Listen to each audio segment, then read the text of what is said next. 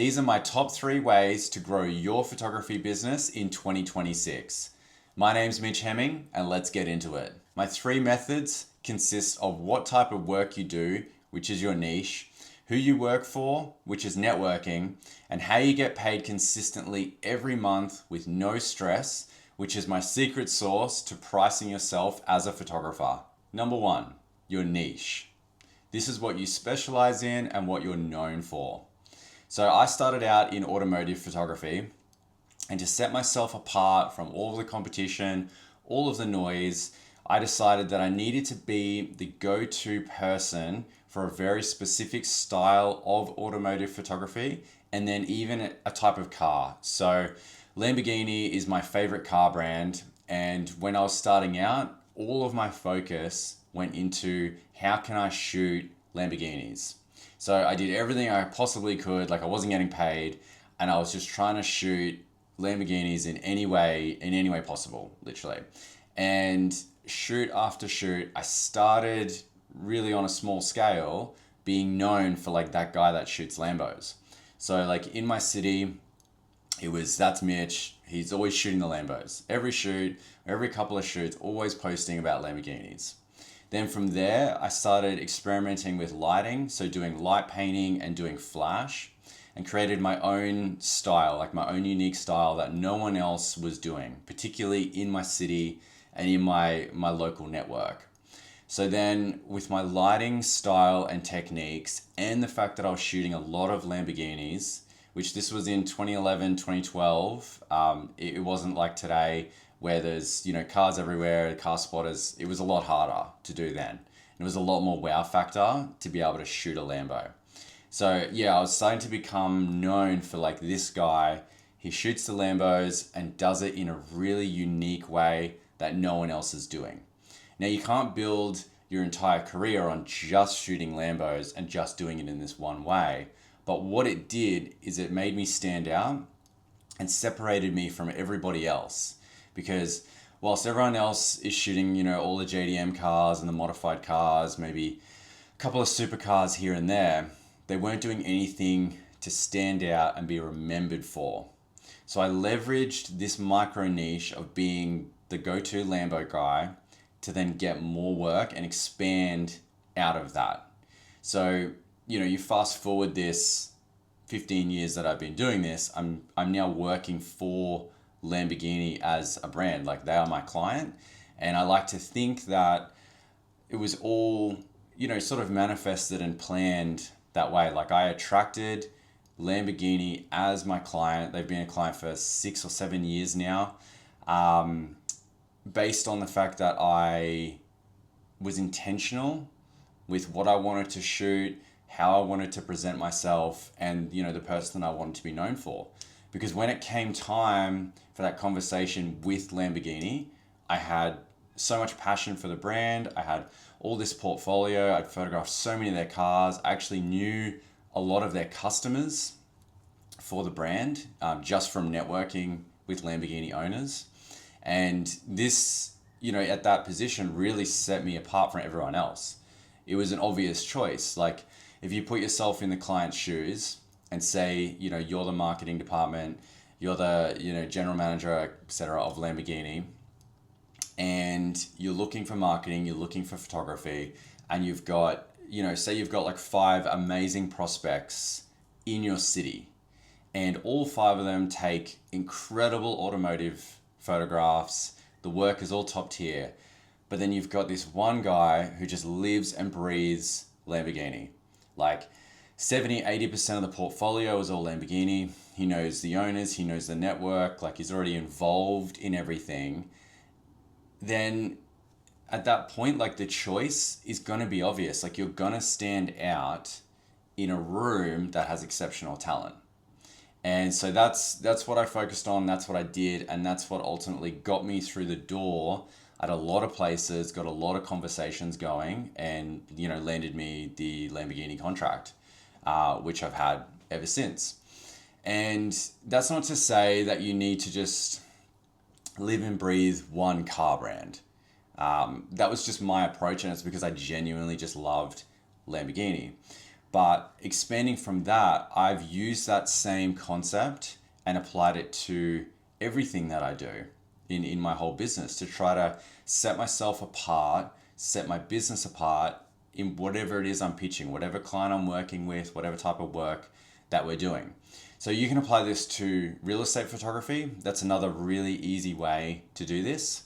So as a real estate agent in your city, like if you look at some really top performing agents, they'll be dominating a certain area, like a certain postcode, a certain couple of suburbs, and then they will have expertise in a certain type of product. So this might be super high end, like $5 million plus houses in the most affluent suburbs of your city. There'll be a real estate agent that is the go-to person for that product. Then on the other end of the scale, there'll be real estate agents who specialize in units, 2 to 3 bedroom units in like more working class areas or maybe lifestyle orientated areas. There'll be real estate agents who specialize in townhouses or, price ranges, say 800,000 to 1.4 million, which could be, your first home buyers or your small families or whatever, maybe like people downgrading later in their life from big houses. So again, like the way that you set yourself apart is by carving a micro niche inside a niche, because you're being a real estate agent and you're going to sell, let's say, townhouses and small units. That's a niche. Then you're going to micro niche that, and you're going to choose a specific area and a specific type of buyer and a specific price range, because you're not going to sell $3 million, $4 million waterfront, penthouse units and sell $600,000 2-bed, 1-bath to first home buyers. That's not going to be the same demographic. It's not the same buyer, and you're not then going to be the just undisputed go-to person for that. So let's bring this back, because we're not real estate agents, we are photographers or videographers. So you take this same principle and apply it to yourself and your offering.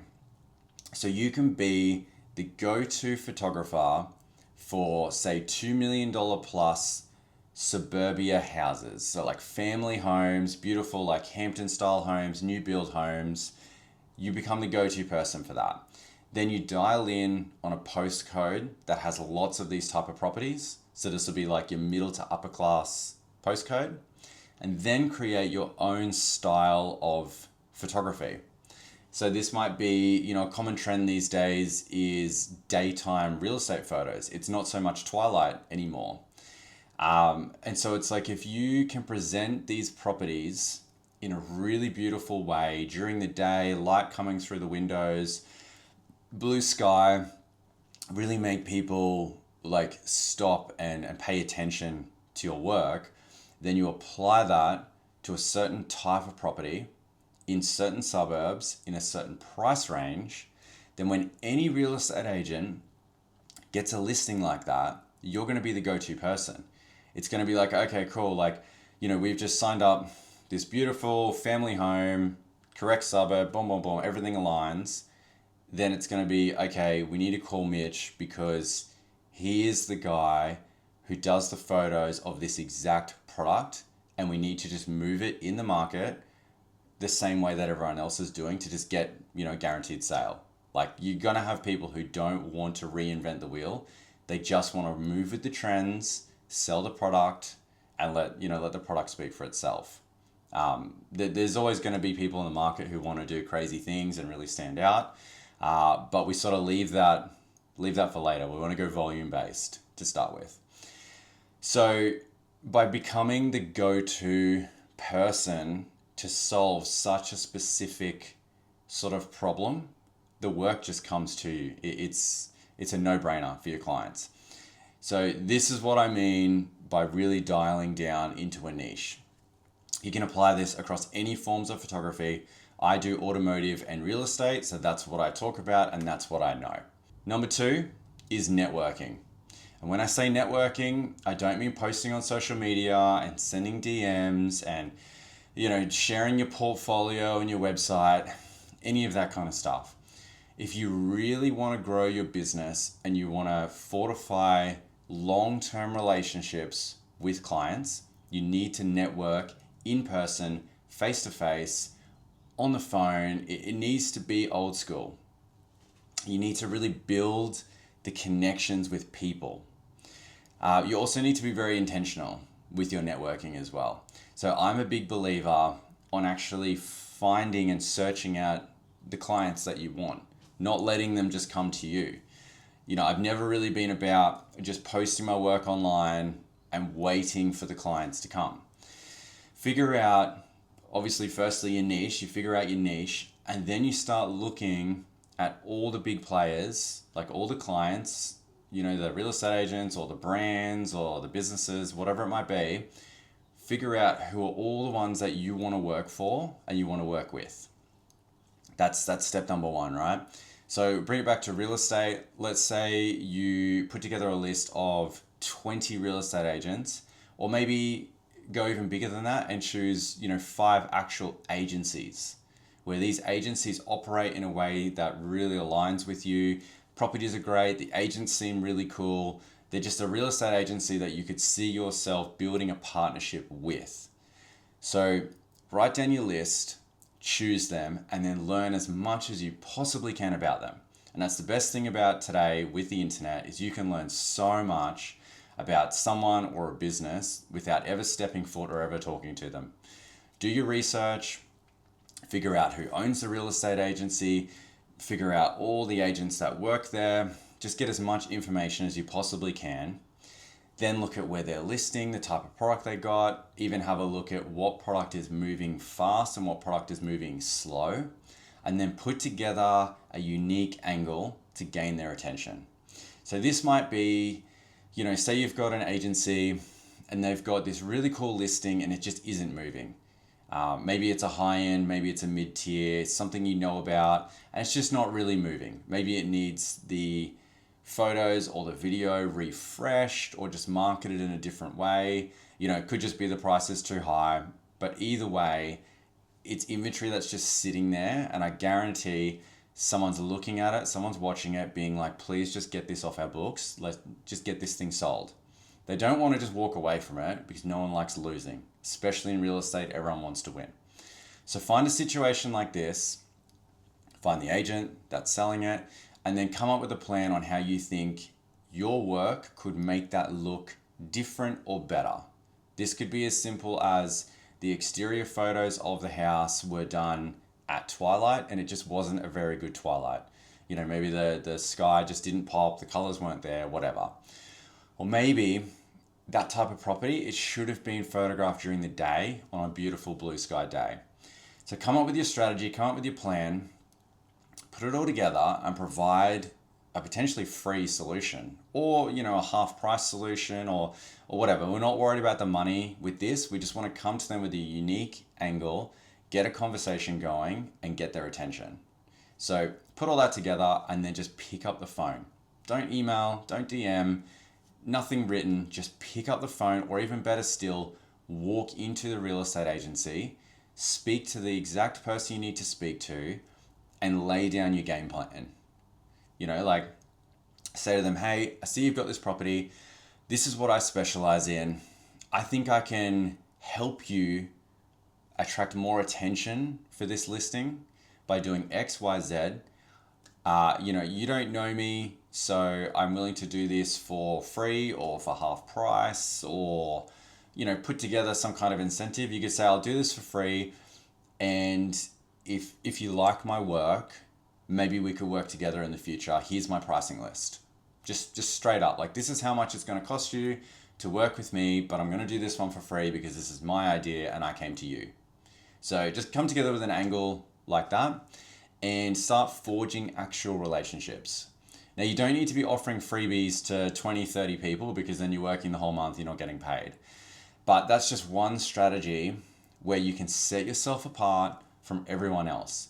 Because think, if you see really average photos of a beautiful property, someone still got paid to do that. Someone got paid to produce an average result.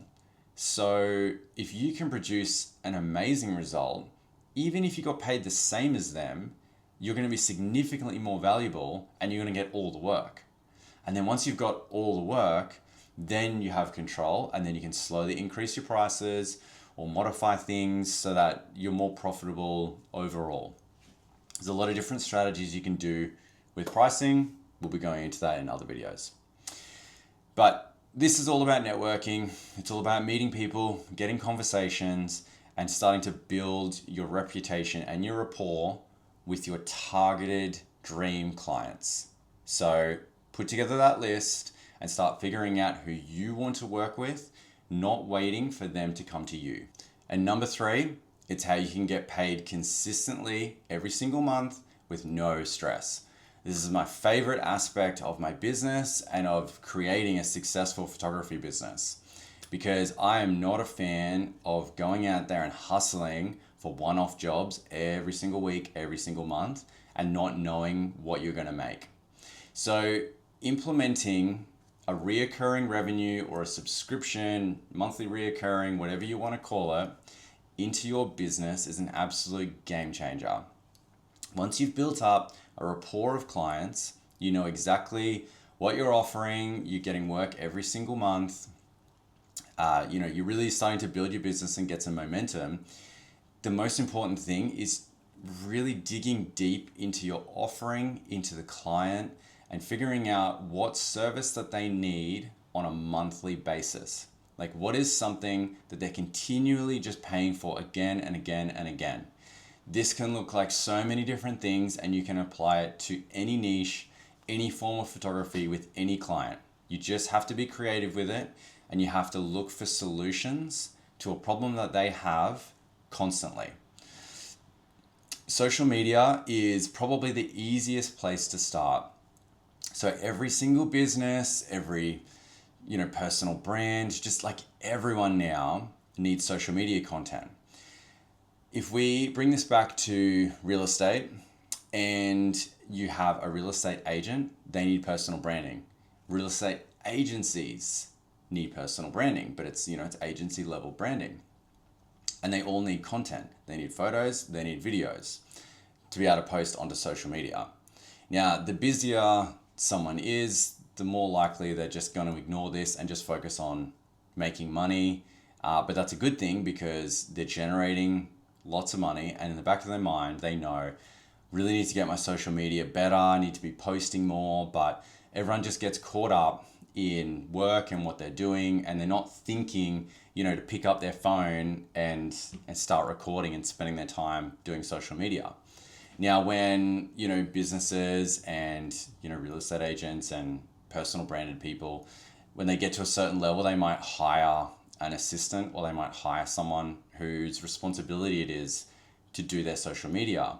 But there's always going to be these gaps, and there's always going to be a need for someone to solve this problem for them, even if it's on just a really simple level, every single month. So you can put together monthly retainers, like a monthly package, where for this price every single month, I will produce this amount of content for you. And you're already working with these people, so you're already with them multiple times a month. They already trust you. You've already built all this rapport. And then this is something you can just bolt on. You make it super affordable. You got to make it comparable with what you're already charging them.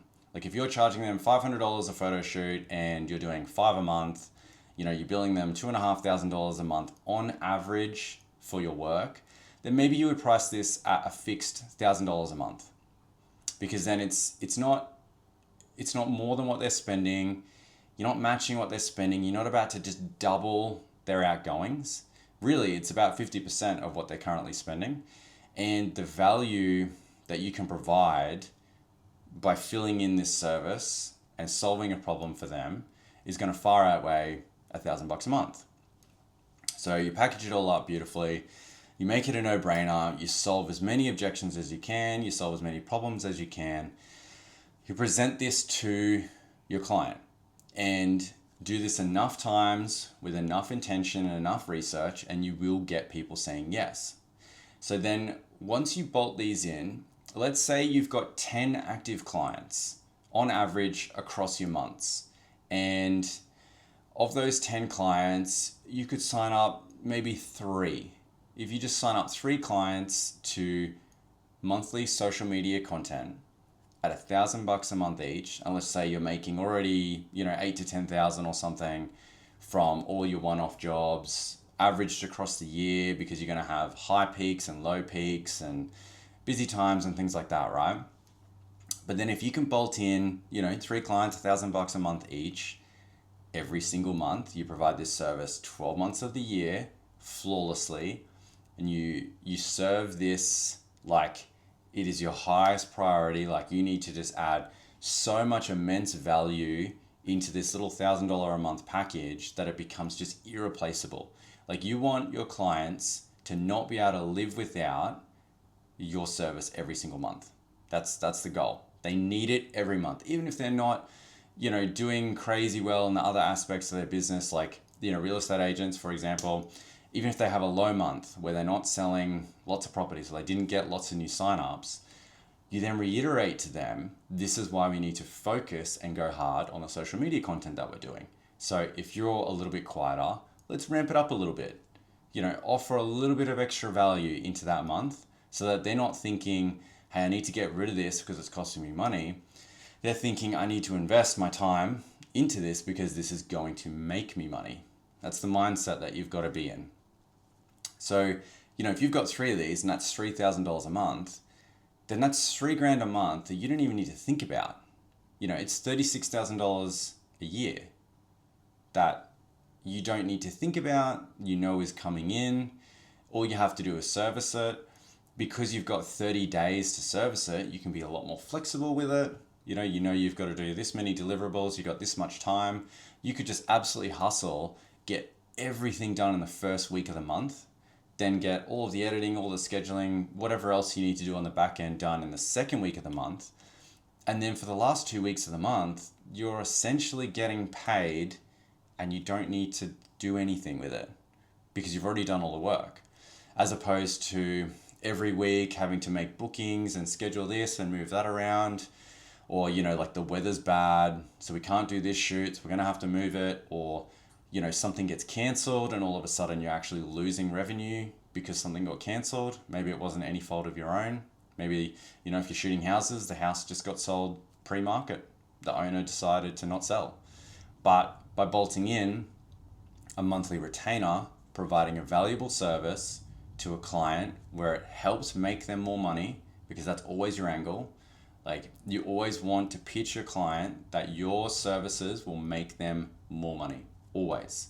That's the only play, because it makes you invaluable, and it means by having you, their bottom line increases. So as you can see, something as simple as $1,000 a month times 3, which is so achievable, can then give you that stable bottom line. And then as you compound that, you could turn that bottom line to $5,000 a month, to $10,000 a month. You could push it even further. My entire business, like 90% of my business, is based off monthly retainers.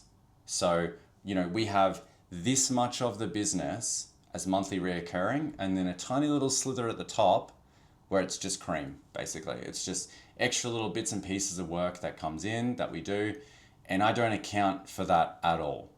So not only does it give you predictable monthly income, but it actually lets you build the foundation for your whole business, because you know exactly how much is coming in. You know exactly how much work you need to service next month, how much work you need to do, everything. It is, in my opinion, the most predictable, stable, stress-free way to build a photography business.